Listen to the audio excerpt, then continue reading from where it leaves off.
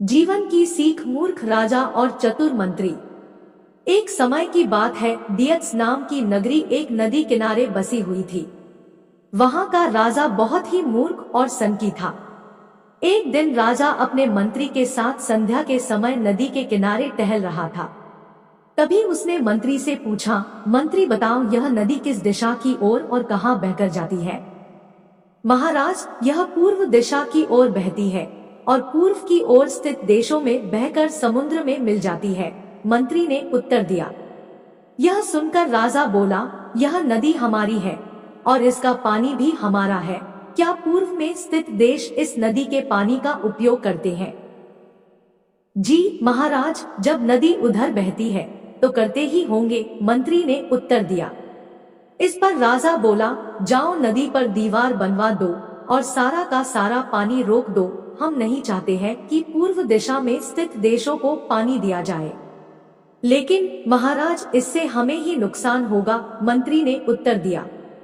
नुकसान? कैसा नुकसान? नुकसान तो हमारा हो रहा है। हमारा पानी पूरब के देश मुफ्त में ले रहे हैं और तुम कहते हो कि नुकसान हमारा ही होगा। मेरी आज्ञा का शीघ्र से शीघ्र पालन करो, राजा गुस्से में बोला। मंत्री तुरंत कारीगरों को बुला लाया और नदी पर दीवार बनाने के काम शुरू करवा दिया। कुछ ही दिनों में दीवार बनकर तैयार हो गई। राजा बहुत खुश हुआ, पर उसकी मूर्खता की वजह से कुछ समय बाद नदी का पानी शहर के घरों में घुसने लगा। लोग अपनी परेशानी लेकर मंत्री के पास आए। मंत्री ने उन्हें आश्वासन दिया कि वह सब कुछ ठीक कर देगा। मंत्री ने एक योजना बनाई। महल में एक घंटा बजाने वाला आदमी रहता था। वह हर घंटे पर समय के अनुसार घंटा बजा देता था, जिससे सभी को समय का पता चल जाता था। मंत्री ने उस आदमी को आदेश दिया कि वह आज रात को जितना समय हो उसका दोगुना घंटा बजाए। आदमी ने ऐसा ही किया। जब रात के 3 बजे तो उसने 6 बार घंटा बजाया, जिसका अर्थ था कि सुबह के 6 बज गए हैं। घंटा बजते ही सभी लोग उठ गए। राजा भी उठ गया और बाहर आ गया। वहां पर मंत्री मौजूद था। राजा ने मंत्री से पूछा, मंत्री, अभी तक सुबह नहीं हुई है क्या? और सूरज अभी तक निकला क्यों नहीं है?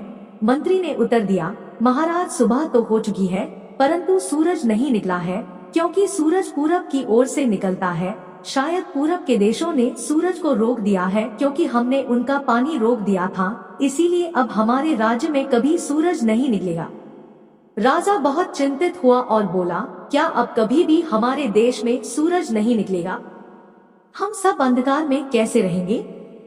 इसका उपाय बताओ मंत्री। महाराज, यदि आप नदी का पानी छोड़ दे तो शायद वे भी सूरज छोड़ देंगे, मंत्री ने उत्तर दिया। राजा ने तुरंत मंत्री को हुक्म दिया कि वह नदी पर बनाई गई दीवार को तुड़वाए।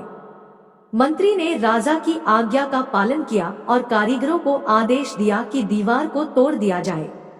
कारीगरों ने दीवार तोड़ दी और जैसे ही दीवार टूटी, सचमुच सूर्योदय का समय हो चुका था और दिव्यमान सूरज चारों तरफ अपनी लालिमा बिखेर रहा था।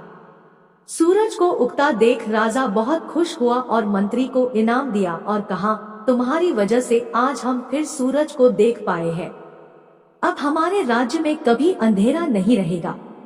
मंत्री ने मासूम सा मुंह बनाकर जवाब दिया, महाराज, यह तो मेरा फर्ज था।